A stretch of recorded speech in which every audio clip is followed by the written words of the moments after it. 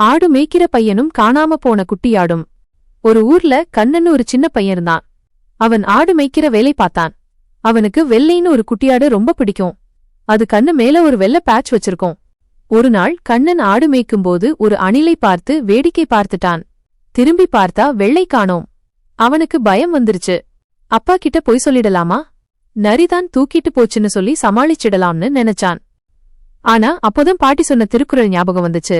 பொய்யாமை அன்ன புகழில்லை மைனஸ், அதாவது பொய் சொல்லாம இருக்கிறத விட பெரிய பேர் வேற இல்ல. அதனால அவன் அப்பா கிட்ட ஓடிப்போய், அப்பா நான் சரியா பாக்கல, வேடிக்கை பார்த்துட்டேன், அதனாலதான் வெள்ளை காணாம போச்சு, நான் தான் தப்பு பண்ணிட்டேன் உண்மைய சொல்லிட்டான்.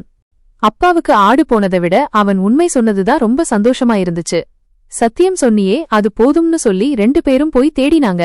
கண்ணன் உண்மை சொன்னதால எங்க தேடணும்னு தெரிஞ்சு சீக்கிரமே வெள்ளைய ஒரு செடிக்குள்ள இருந்து பத்திரமா கண்டுபிடிச்சிட்டாங்க.